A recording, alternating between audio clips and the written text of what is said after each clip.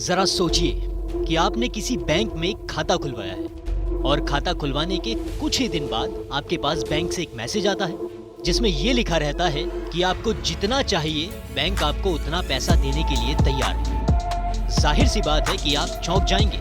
आपको समझ ही नहीं आएगा कि ऐसा कैसे हो सकता है। मलेशिया की रहने वाली एक 21 साल की लड़की के साथ कुछ ऐसा ही हुआ है। उसके खाते में अचानक से 18 करोड़ रुपए आ गए।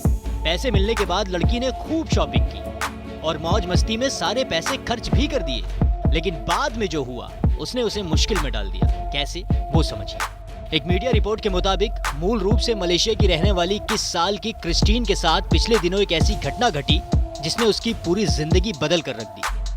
क्रिस्टीन मैकेनिकल इंजीनियरिंग में आगे की पढ़ाई के लिए ऑस्ट्रेलिया के सिडनी शहर गई थी। वहां पर उसने फीस जमा करवाने के लिए वेस्टपैक बैंक में खाता खुलवाया, जिसके कुछ ही दिनों बाद बैंक ने उसे एक मैसेज भेजा जिसमें लिखा था कि उसे अनलिमिटेड ओवरड्राफ्ट की सुविधा दे दी गई है। इस मैसेज को पढ़कर वो हैरत में पड़ गई। उसे समझ नहीं आया कि बैंक ने अपने आप उसे ये सुविधा कैसे दे दी।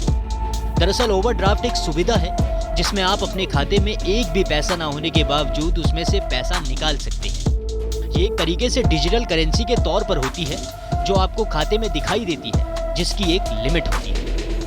आप जितना खर्च करेंगे वो लोन की तरह आपको बाद में ब्याज समेत वापस करना होता है। जैसे बैंक ने अगर ओवरड्राफ्ट की लिमिट 1 लाख रुपए तय की है तो आप 1 लाख तक खर्च कर सकते हैं, लेकिन एक निश्चित समय के बाद आपको वो लौटाना भी पड़ेगा। लेकिन खास बात ये थी कि क्रिस्टीन को बैंक ने ओवरड्राफ्ट की जो सुविधा दी थी वो अनलिमिटेड थी, यानी वो जितना चाहे उतना पैसा बैंक से निकाल सकती थी।